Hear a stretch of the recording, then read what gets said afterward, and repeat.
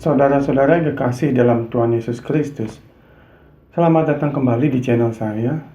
Nah, pada kesempatan ini kita akan membahas aliran-aliran sesat yang ada sampai pada saat ini, ya.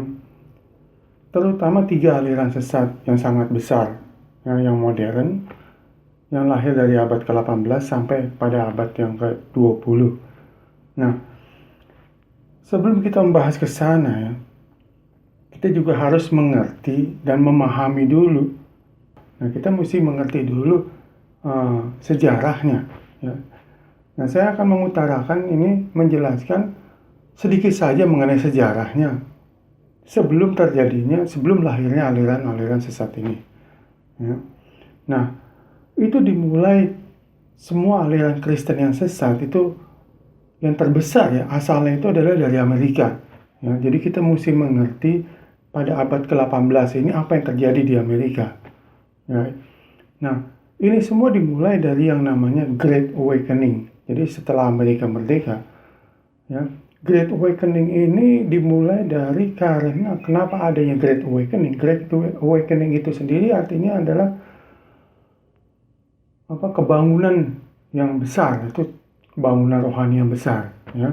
Nah, karena pada saat itu Amerika masih berada di dalam penguasaan Inggris. Nah, ini ada beberapa pemikir-pemikir atau filosofer dari Inggris yang hijrah ke Amerika, ya, dan mereka itu mengajarkan tentang filosofi bagaimana mereka melihat dunia ini yang dipandang dari pandangan secara logis, ya. Dan karena mereka ada filosofer, tentunya berasal dari dunia ini, filosofi dunia, mereka itu menganggap bahwa kekristenan itu adalah menganggap remeh kekristenan pada saat itu, ya. Di mana kekristenan pada saat zaman tahun abad ke-18 ini di Amerika masih bersifat sangat formal, ya, dan belum menyentuh kepada pribadi masing-masing. Dan banyak ahli-ahli teologi pada saat itu yang dari Eropa, terutama dari Inggris, masuk ke Amerika, ya. Nah, muncullah revival yang besar-besaran yang diprakarsai oleh seseorang pendeta, ya. Pada saat itu adalah pendeta seorang reform Calvinis namanya Jonathan Edwards, dan bersama juga seorang pendeta dari Inggris, ya, yang bernama George Whitefield, ya. Mereka ini adalah pendeta-pendeta hebat reform Calvinis, ya. Mereka mengadakan revival juga besar-besaran, ya, yang disebut dengan Great Awakening ini, karena khotbah-khotbah mereka yang berapi-api, khotbah-khotbah mereka yang membangun, ya, yang memberitakan kebenaran yang secara alkitabiah, khotbah-khotbah sehat yang alkitabiah. Mereka menekankan bagaimana pentingnya pembenaran melalui iman, ya. Dan mereka mengajarkan tentang bagaimana keinsafan yang sungguh-sungguh akan dosa, sehingga mereka mengalami pertobatan secara langsung, dan kehidupan kerohanian mereka yang setelah mendengar khotbah-khotbah ini berubah secara drastis, ya. Itu yang disebut dengan Great Awakening atau kebangunan rohani besar-besaran, revival yang besar-besaran terjadi pada abad 18, yaitu pada tahun 1730 sampai 1740, ya. Nah, pada saat itu, pada kejadian ini, itu gereja-gereja yang terlibat itu adalah gereja-gereja besar seperti Presbyterian yang asal dari Inggris masuk ke Amerika, gereja-gereja Reform yang asal juga dari Eropa, Prancis yang masuk ke Amerika, dan gereja-gereja yang memang dibangun di Amerika seperti Baptis, ya, dan Metodis. Yang Baptis dan Metodis pada saat itu masih kecil, ya. Karena adanya Great Awakening ini, mereka bertumbuh sangat pesat. Gereja-gereja Reform bertumbuh sangat pesat pada saat itu karena revival yang besar-besaran ini. Namun disayangkan, ya, karena revival yang besar ini juga membawa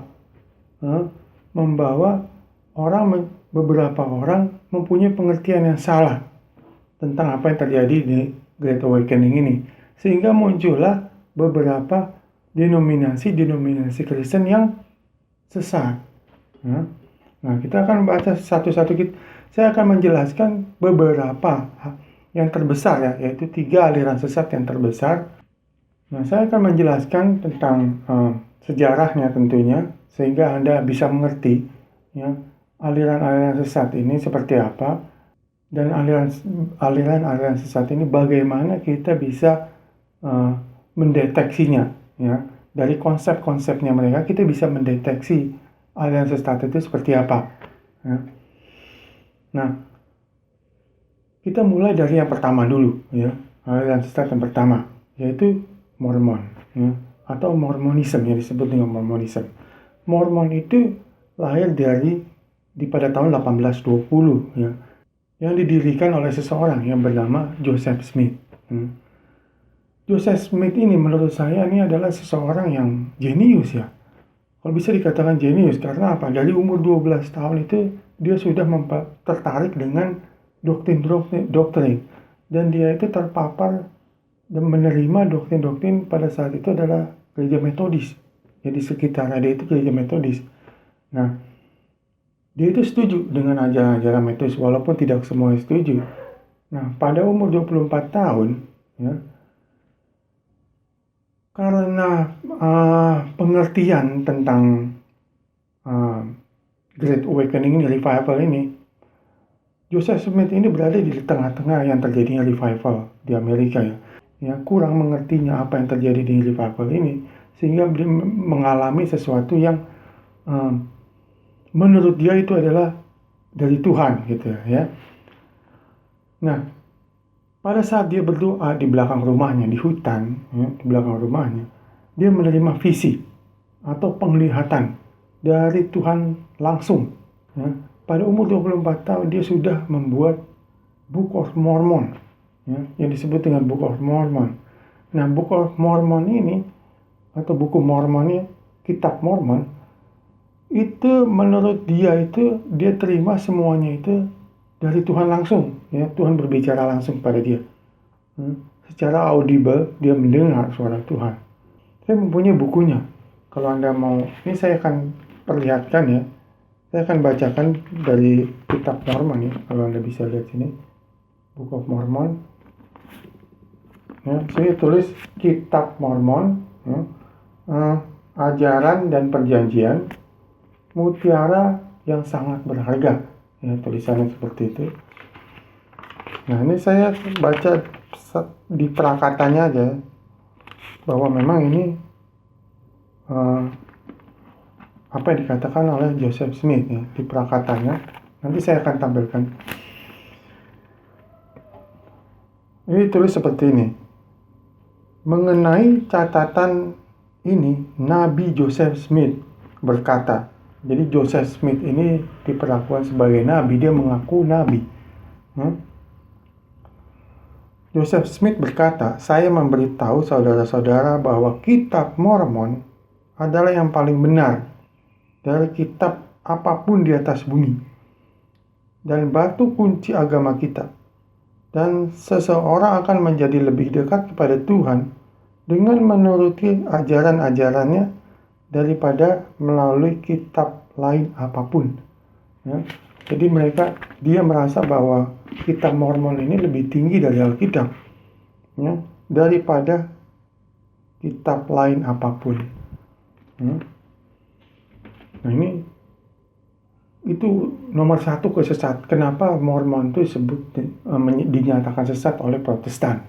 Ya, karena dia membuat kitabnya sendiri selain Alkitab. Bahkan menyatakan kalau kitab Mormon itu lebih tinggi daripada Alkitab. Ya. Dan apalagi nih ajaran-ajaran Mormon yang dinyatakan sesat oleh Protestan. Ya. Dan tadi satu Book of Mormon, yang kedua adalah mengaku nabi ya. Joseph Smith mengaku nabi. Dia mendengar suara Tuhan secara langsung yang tadi saya ceritakan. Karena mendengar suara Tuhan, maka dia membuat Book of Mormon. Nah, mereka juga tidak percaya bahwa Tuhan Yesus itu dilahirkan sebagai Tuhan. Ya. mereka percaya bahwa Tuhan Yesus itu dilahirkan sebagai manusia. Setelah dewasa, baru itu Tuhan Yesus diangkat sebagai Tuhan, diciptakan kembali sebagai Tuhan. Itulah kepercayaannya. Dan makanya disebut dengan aliran sesat oleh Protestan. Dan mereka juga percaya bahwa neraka itu hanya untuk iblis, ya, dan para Mormon yang keluar dari Mormon. Dan mereka menyatakan bahwa Tuhan Yesus itu adalah saudaranya Lucifer secara roh. Ya, ini sangat sesat sekali ya. Dan mereka mencipta, dan ini kalau kita lihat dari doktrin ajaran-ajarannya mereka ini menciptakan Tuhan Yesusnya sendiri. Mereka menciptakan Roh Kudusnya sendiri supaya bisa masuk dalam ajaran-ajaran mereka. Nah, itulah konsep mereka seperti itu. Ya. Nah, itu pada tahun 1820. Nah, pada tahun 1870, 50 tahun kemudian, berdirilah denominasi yang disebut dengan Jehovah Witness, atau di Indonesia dikenal dengan nama Saksi Yehova. Ya. Nah, pada tahun sebelum ini ya, pada tahun 1863 ini juga ada yang namanya Seventh Day Adventist, ya. Atau di Indonesia dikatakan dengan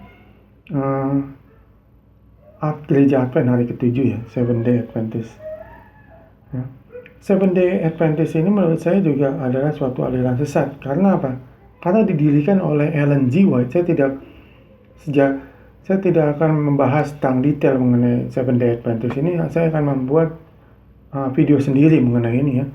Karena saya bukan berasal dari Advent, sehingga saya harus melakukan research dulu. Benar-benar apa yang saya katakan itu tidak menyimpang dari apa yang terjadi sesungguhnya gitu.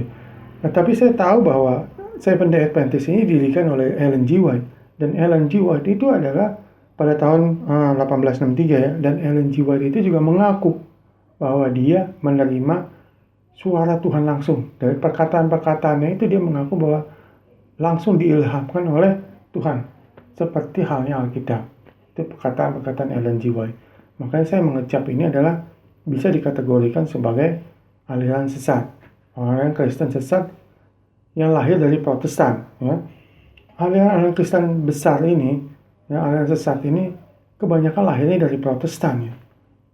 Karena memang awalnya adalah gereja-gereja Protestan itu awalnya Protestan.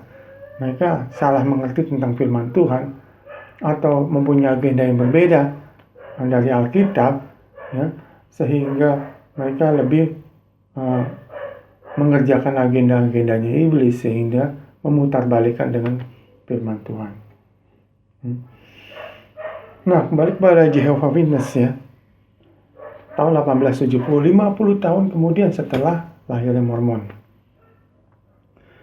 Didirikan oleh seorang yang bernama Charles Taze Russell. Ya. Dia adalah seorang Presbyterian. Dari kecil keluarganya dari Presbyterian, gereja Presbyterian, dan dia juga setuju dengan ajarannya Advent, karena Advent sudah lahir pada saat itu tahun 1863, jadi sekitar 7 tahun sebelumnya Advent sudah ada.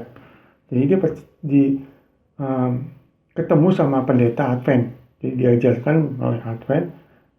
Nah, dia juga walaupun tidak percaya seluruhnya tentang ajaran Advent, tapi dia percaya bahwa Advent itu adalah suatu hal denominasi yang benar. Nah, Charles Taze Russell ini ya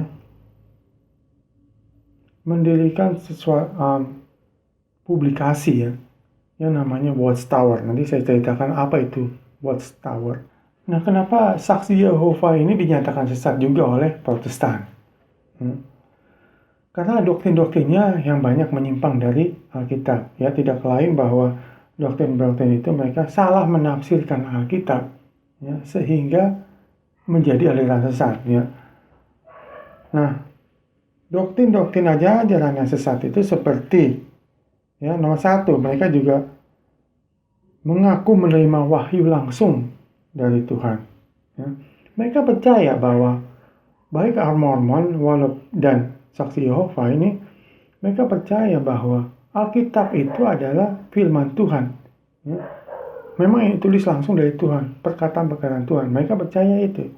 Tetapi mereka juga percaya ya, hal-hal lain seperti Mormon. Mereka juga percaya dengan kitab Mormon. Nah, dari saksi Yehova ini, mereka juga percaya Alkitab. Dan mereka juga percaya dengan doktrin-doktrin yang berasal dari Watchtower ini. Ya, Watchtower, asal-asal doktrin mereka itu dari Watchtower.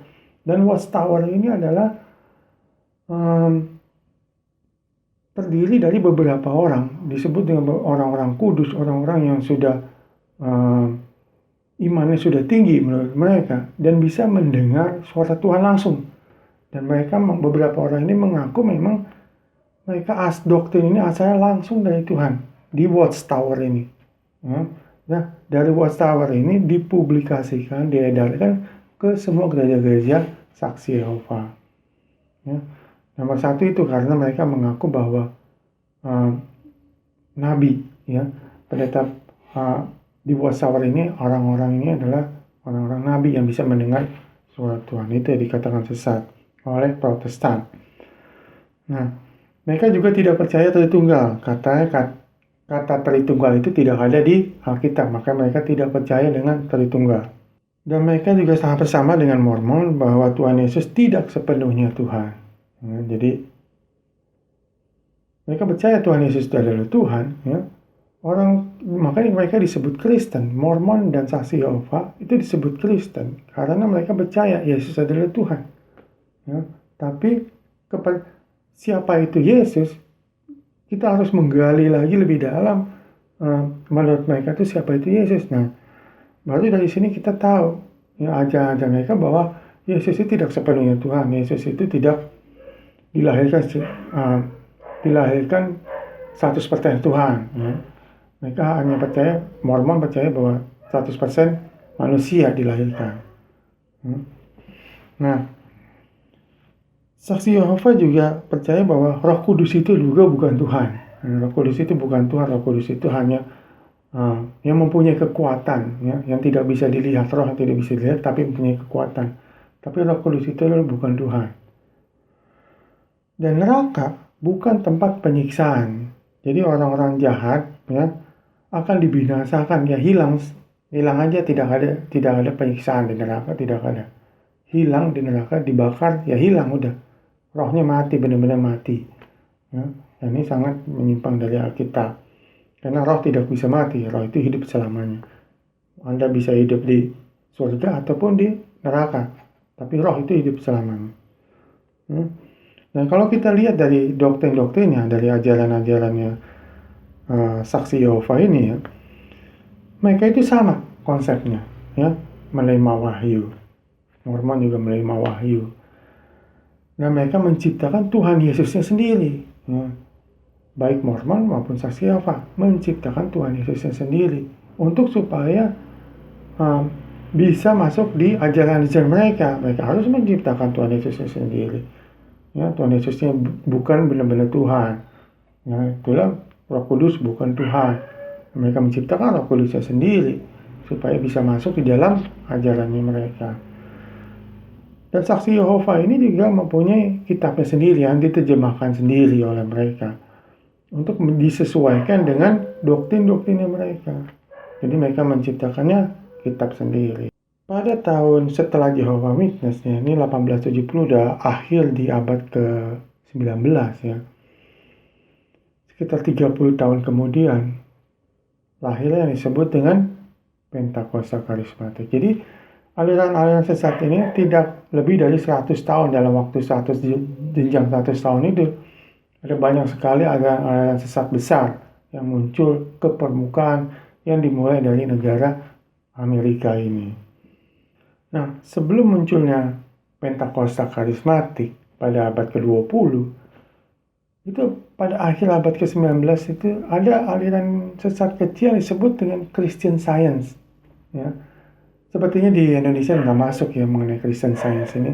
Saya pernah masuk dalam gerejanya di kalau nggak salah di Virginia, ya. Di Washington DC saya masuk dalam gerejanya. Dan mereka banyak menyediakan buku-buku sains di situ memang, ya. Dan memang mereka faktanya mereka itu berdasarkan sains, yang lebih ke ilmu pengetahuan daripada kepada Alkitab. Jadi kalau ilmu pengetahuan mengatakan bumi itu ada 6 juta tahun, ya mereka percaya 6 juta tahun. Ya, sedangkan Alkitab mengatakan tidak, ya. Nah, Christian Science ini muncul pada tahun 1879. Saya juga tidak akan menjelaskan detail secara Christian Science ini.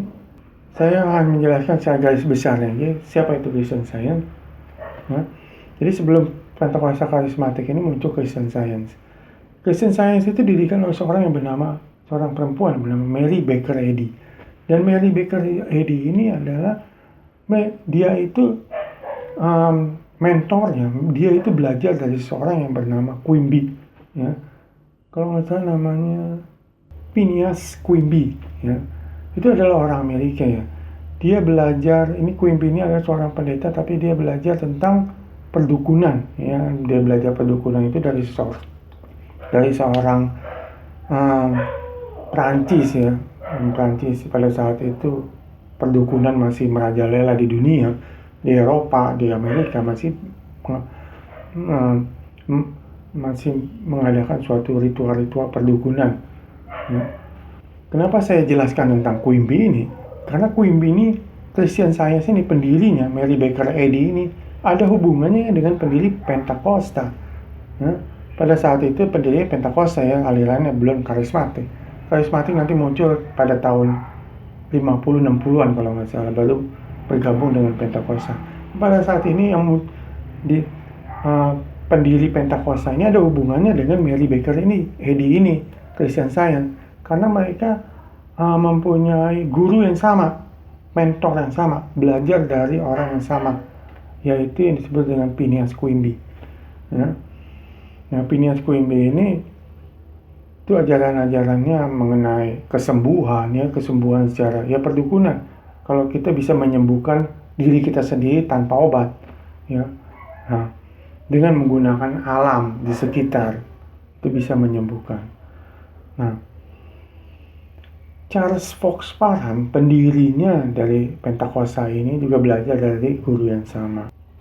Nah, Charles Fox Parham ini adalah pendiri Pentakosta yang dimulai sebenarnya sudah dari akhir abad ke-19, ya, dan awal-awal tahun 1900-an, 1900, ya.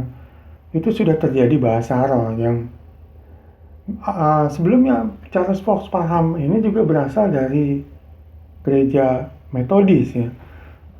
Dan gereja Metodis ini pada saat itu sudah terpapar dengan ajaran-ajaran Armenian, sudah, ya. Jadi ajaran Armenian sudah bercampur di Metodis, sehingga banyak orang Metodis ini yang menyimpang, ya, karena di Metodis itu diajarkan sesuatu ajaran yang menurut saya ini adalah lobangnya, ya. Lobangnya untuk masuk ke dalam aliran sesat, yaitu tentang pengalaman, ya. Walaupun John Wesley tidak mengajarkan itu, ya, ini karena campur aduk dengan Armenian, sehingga mengajarkan sesuatu yang menjadi lobangnya masuk ke dalam aliran sesat. Saya tidak mengatakan Metodis sesat, karena Metodis itu adalah bagian dari Protestan yang memang mengajarkan ajaran-ajaran sehat. Tapi karena banyaknya orang yang salah mengerti, dicampur, ditambah lagi dengan ajaran-ajaran Armenian, menjadi salah paham mengenai pengalaman ini, ya, yang disebut dengan pengalaman iman, atau sekarang banyak orang pendeta, bahkan pendeta Protestan pun ada yang menyebutnya dengan pengalaman ilahi, ditambahin ilahi supaya kelihatan kedengaran lebih rohani, ya. Kesalahan dari ajaran ini adalah bahwa pengalaman itu bisa dijadikan suatu sumber kebenaran juga. Nah, ini yang menjadi mengarah kepada ajaran-ajaran sesat yang lain. Dan aliran Pentakosta di Indonesia pada saat ini itu juga sangat jarang, bahkan pendeta yang sudah puluhan tahun pun yang melayani di Pentakosta belum tentu mengenal Charles Fox Parham, pendirinya. Mereka hanya mengenal sampai di seseorang bernama William J. Seymour yang itu pada tahun 1906 mengadakan revival di Azusa Street yang penuh dengan bahasa-bahasa Gibberish, ya, bahasa-bahasa yang tidak jelas. Itu mulainya dari Azusa Street ini tahun 1906, dan mereka hanya mengetahui sampai dengan William J. Seymour. Mereka tahu bahwa bahasa yang tidak jelas itu asalnya William J. Seymour, padahal bukan. William J. Seymour itu hanya seseorang boneka dari Charles Fox Parham ini, ya, pengajaran sesat tentang bahasa-bahasa Gibberish yang akhirnya mereka mencari ayat di firman Tuhan, mencocok-cocokkan ayat, dan dapatlah ayat di 1 Korintus 14 ini bahwa tentang bahasa roh ini disamakan dengan bahasa roh, padahal mereka sudah punya ajaran ini sebelumnya, ya. Mereka mencari ayatnya. Nah,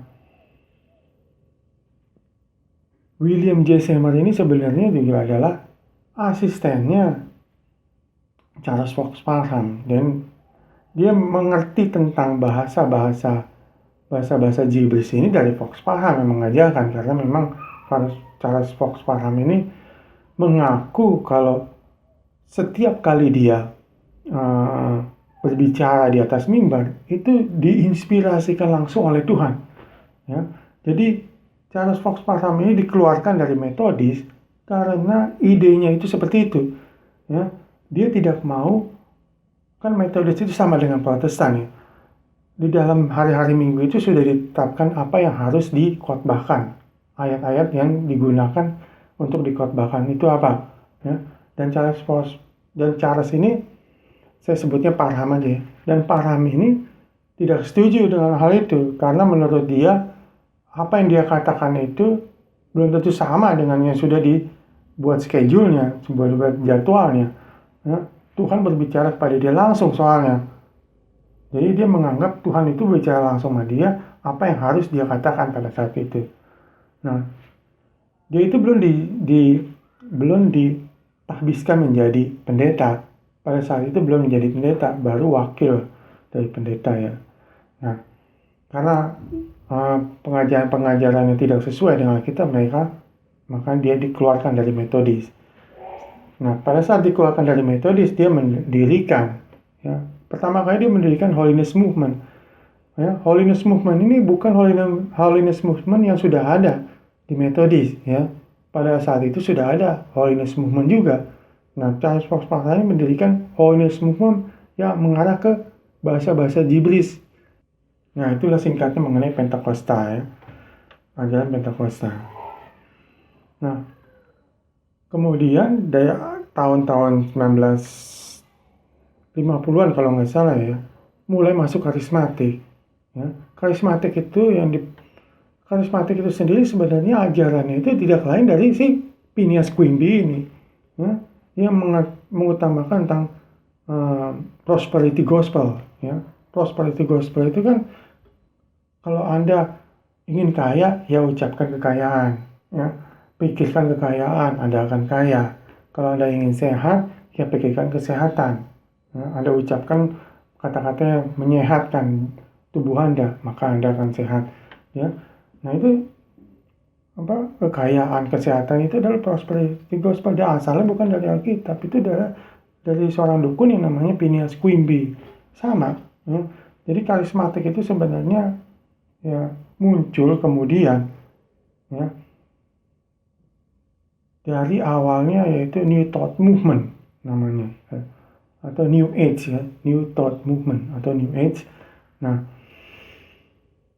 ajaran-ajaran ini masuk diterima oleh Pentakosta. Pentakosta itu sendiri ajarannya, ya, itu udah sesat dari dua ajaran yang tadi saya akan jelaskan, bahwa bahasa Gibberish dan kesembuhan ilahi yang mereka sebutkan kesembuhan ilahi yang dipelajari dari Phineas Quimby itu, Pentakosta itu sendiri sudah sesat, dicampur lagi dengan prosperity gospel, ya, dari karismatik masuk Pentakosta karismatik, lebih sesat lagi, campur aduk semua masuk, ya.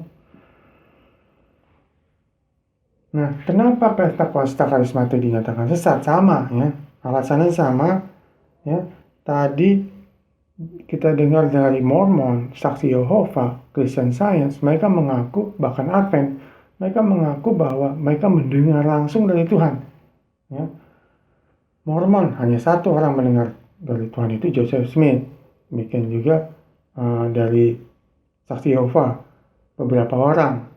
Ya, tergantung dari beberapa orang yang menerima dari Tuhan langsung. Ya. Christian Science, Mary Baker Eddy mengaku terima langsung dari Tuhan. Advent, ya, Ellen G. White mengaku menerima langsung dari Tuhan firman. Pentakosta karismatik, hampir semua pendetanya mengaku menerima langsung ajarannya dari Tuhan. Anda pasti mendengar pada tahun 90, 80-an, 90-an, Pentakosta ini sedang panas-panasnya dibicarakan, ya. Di revival besar di Indonesia tahun 80-90-an ya. Makanya lahirlah pendeta-pendeta muda seperti Gilbert pada saat itu ya. Nah, ini yang diperkasai oleh semakin panas lagi ketika Benny Hinn masuk, Morris Cerullo masuk dari Australia ya. Semakin bertambah, semakin berkembang dengan pesat sekali di Indonesia.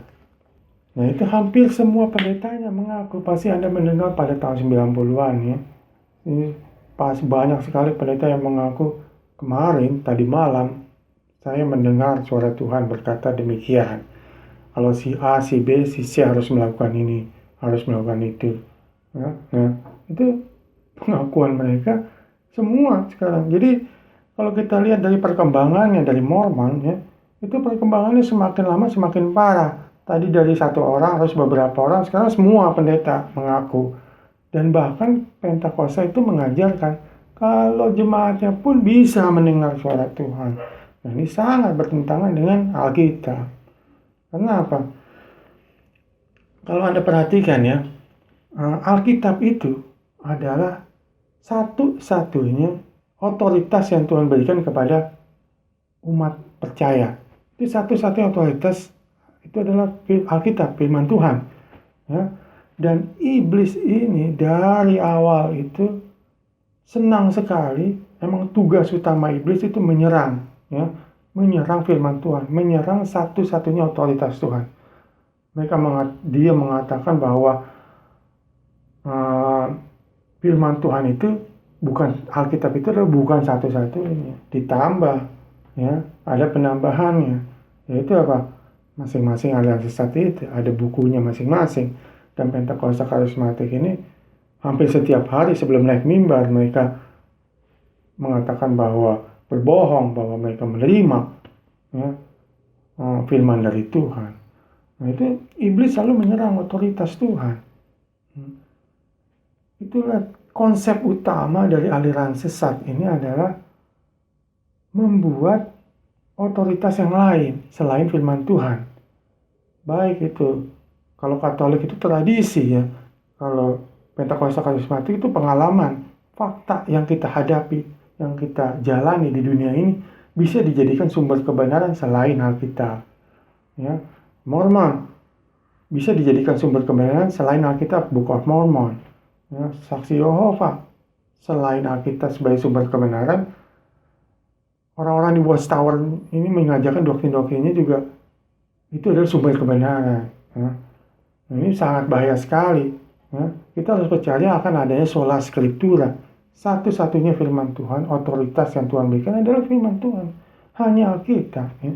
Tidak ada yang lain. Tidak ada pengalaman, bukan tradisi, bukan kitab yang lain.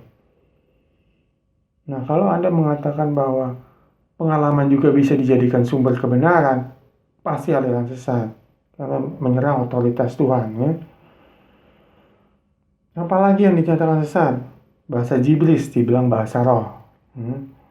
Yang sesuai dengan firman Tuhan di 1 Korintus 14 itu. Nah, apalagi Tuhan berjanji akan kesuksesan, kekayaan, dan kesehatan, atau disebut dengan prosperity gospel. Itu adalah sangat bertentangan juga dengan firman Tuhan. Tuhan tidak pernah berjanji tentang kekayaan ataupun kesehatan. Ya. mengaku punya kuasa menyembuhkan, mujizat dari Tuhan. Ya. Tidak ada satupun orang, pendeta di dunia ini bisa mempunyai kuasa yang telah diberikan kuasa kepada Tuhan setelah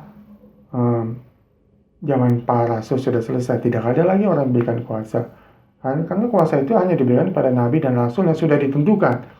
Nah, sangat menyimpang juga dari Alkitab, ya. Nah, kalau kita lihat dari ajaran-ajaran ini juga, Pentakosta Karismatik melakukan konsep yang sama, yaitu menciptakan Tuhan Yesusnya sendiri. Ya, mereka menciptakan Roh Kudusnya sendiri. Kalau Roh Kudus mereka itu adalah mempunyai bahasa, yaitu bahasa asal-asalan, bahasa Jibril, itu Roh Kudusnya mereka. Dan mereka itu harus dibaptis oleh Roh, ya, yang mereka sebut dengan baptisan Roh. Dan bagaimana mereka menjalankan baptisan Roh itu? Semua orang pengurusnya itu berbahasa Roh, yang mereka itu menggunakan bahasa-bahasa Jibril, bahasa-bahasa yang tidak jelas, ya. Nah, mereka mengangkat tangan, menumpangkan tangan kepada mereka yang ingin dibaptis Roh. Itulah baptisan Roh mereka yang sangat menyimpang dari Alkitab, ya. Jadi mereka menciptakan Roh Kudusnya, mereka menciptakan Tuhan Yesusnya juga. Jadi kalau Anda ingat video saya tentang Pentakosta Karismatik ini menciptakan Tuhan Yesusnya sendiri, ya. Nah, inilah yang saya maksud, menciptakan Tuhan Yesusnya sendiri, mengajarkan Tuhan Yesus yang tidak sesuai dengan firman Tuhan, supaya masuk di dalam ajaran-ajaran mereka. Mereka mengatakan Tuhan Yesus itu berjanji akan kekayaan, akan kesehatan selalu, oleh bilur-bilur yang engkau sembuh. Nah, itu mereka menciptakan Tuhan Yesus sendiri dengan menggunakan firman Tuhan, ya, supaya orang-orang Kristen Protestan yang lain bisa berpikir bahwa sama dengan kita, gitu ya, bahwa percaya dengan kita, padahal itu sangat menyimpang. Nah, kalau kita lihat ya, dari 3 aliran sesat besar ini yang dimulai dari Great Awakening di Amerika, ini masuk ke seluruh dunia. Anda bisa bayangkan kalau digabung ini udah berapa ratusan juta orang Kristen yang disesatkan dari aliran-aliran sesat ini. Jadi kita sebagai pendeta, sebagai penginjil itu mempunyai tugas yang sangat berat, ya. Bukan hanya mereka yang belum mengerti firman Tuhan, tetapi juga banyak sekali, hampir ratusan juta orang-orang Kristen ini yang masih tersesat. Orang-orang Kristen yang tersesat ini belum di dalam tubuh Kristus, ya. Mereka masih Kristen-Kristen duniawi yang hanya menerima fakta bahwa Tuhan Yesus itu adalah Tuhan, Yesus itu adalah Putra. Fakta seperti itu mereka terima, tapi mereka belum melakukan firman Tuhan, ya. Karena mereka masih berada dalam kesesatan. Mereka masih Kristen-Kristen duniawi. Nah, menurut Anda, ini saya kasih ada beberapa gambaran ya. Menurut Anda decide sendiri ya. Mormon, Saksi Yehova, Pentakosta Karismatik. Kalau dilihat dari kebaktiannya, ya, mana menurut Anda yang cocok disebut dengan gereja setan? Ya? Kita lihat dari kebaktiannya. Mormon, Anda lihat seperti ini Mormon, ya.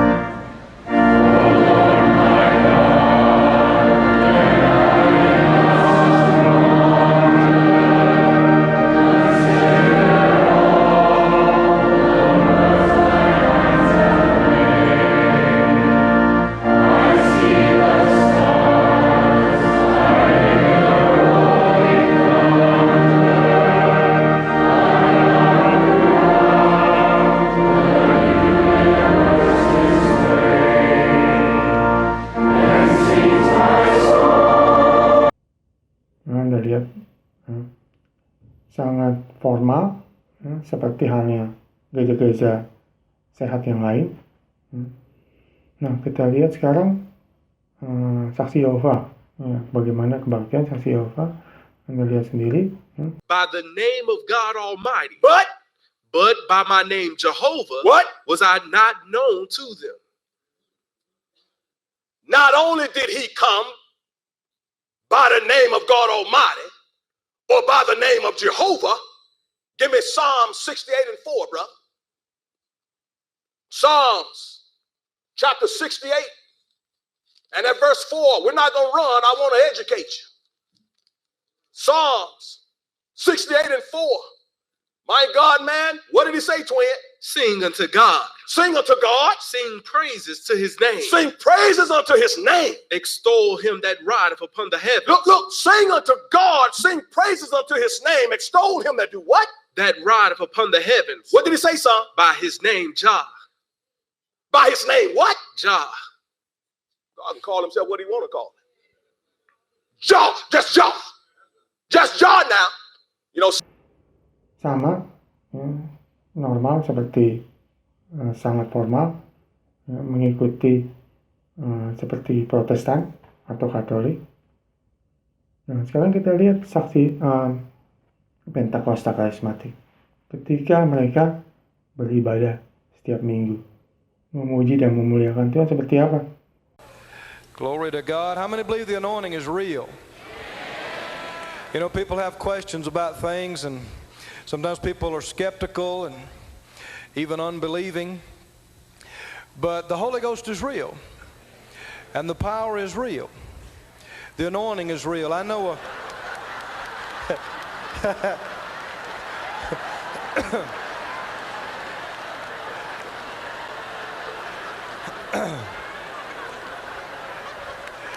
well, that's as far as they needed to go.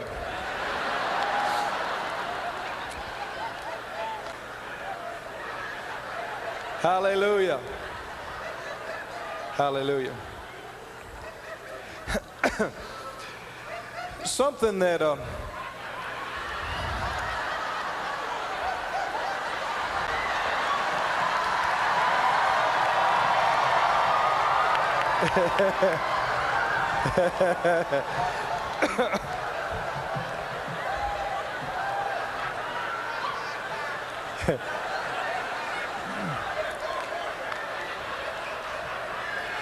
you know, thank God.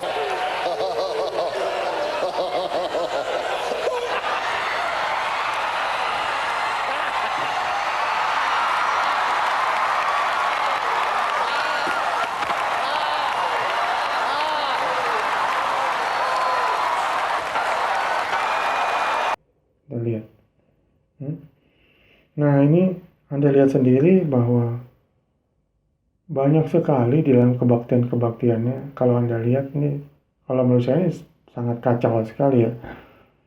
Bahkan banyak belum pernah di sejarah gereja dari abad pertama itu belum pernah terjadi ya, di dalam ibadah gereja, bahkan sakramen perjamuan kudus dan baptisan, begitu banyak orang yang kerasukan setan di dalam kebaktian ini. Belum pernah. Hanya terjadi di gereja Pentakosta karismatik. Nah, Anda putuskan sendiri ya. Anda putuskan sendiri setelah Anda melihat ini. Kira-kira menurut Anda dari ketiga kebaktian ini, mana yang menurut Anda paling cocok disebut gereja setan? Nah, dari ketiga ini juga kita bisa lihat ya, bahwa yang terakhir ini yang lahir di abad ke-20, abad paling modern ini ya, adalah Pentakosta karismatik. Pentakosta karismatik itu menurut saya adalah aliran sesat yang paling sulit ya, yang paling sulit untuk dibikin bertobat dan kembali kepada ajaran yang sehat. Paling sulit karena mereka mengabarkan tentang sesuatu yang sangat duniawi yang manusia memang butuhkan ya, yaitu seperti kekayaan dan kesehatan. Manusia mana yang tidak mau kekayaan dan kesehatan? Dan mereka mengatakan bahwa ini adalah janji Tuhan. Yaitu ya, Itu sangat sulit sekali, kecuali Anda memang benar-benar mengerti tentang teologi. Ya. Kalau kita perhatikan dari awal adanya aliran sesat, ini iblis sangat kreatif. Ya. Mereka bekerja sangat giat sekali untuk membuat aliran-aliran denominasi yang sesat, sehingga mereka sangat ini adalah menurut saya aliran sesat terakhir ini Pentakosta Karismatik ya, yang adalah karya iblis yang paling mutakhir, yang paling terakhir, yang paling mutakhir, karya iblis. Karena apa? Memang benar-benar ini bisa dikatakan bisa menjadi contoh yang fakta bahwa ini adalah nabi-nabi palsu yang menyamar seperti domba. Karena kita tidak bisa melihat hanya dengan kehidupannya saja. Kehidupan pendeta itu dari buahnya itu kehidupannya. Orang percaya bahwa dari buahnya itu kehidupannya. Dan sebenarnya itu salah. Kalau pendeta itu, ya buahnya itu bukan dari kehidupannya, dari kelakuannya sehari-hari, tapi buahnya itu dari ajarannya. Ya. Dan mereka tidak bisa melihat ajarannya. Karena apa? Karena mereka tidak mengerti teologi. Karena apa mereka tidak mengerti teologi? Karena diajarkan supaya tidak menggunakan logika. Firman Tuhan itu hanya bisa Anda mengerti firman Tuhan jika tidak menggunakan logika. Bayangkan. Ya, jadi mereka itu memang tidak dianjurkan menggunakan logika. Kalau menggunakan logika, mereka akan tersesat. Nah, menurut mereka seperti itu. Diajarkan seperti itu. Jadi ini adalah hipnotis. Makanya saya katakan bahwa ini adalah karya iblis paling mutakhir. Benar-benar seperti domba. Kalau Mormon dan saksi Yehova tidak bisa dikatakan menyamar seperti domba. Karena apa? Mereka sudah menunjukkan taringnya, tanduknya, sehingga orang tidak mau bergabung. Orang-orang Protestan yang mengerti tidak mau bergabung dengan mereka karena sudah menunjukkan taringnya. Tapi Pentakosta Karismatik tidak menunjukkan tanduknya. Dia benar-benar menyamar seperti domba. Ya, makanya saya katakan paling sulit diberantas aliran sesat itu adalah yang paling mutakhir ini, karya iblis yang paling mutakhir, Pentakosta Karismatik. Saya rasa cukup sekian dari saya pada kesempatan ini ya. Kasih karunia dan damai sejahtera menyertai kita semua. Amin.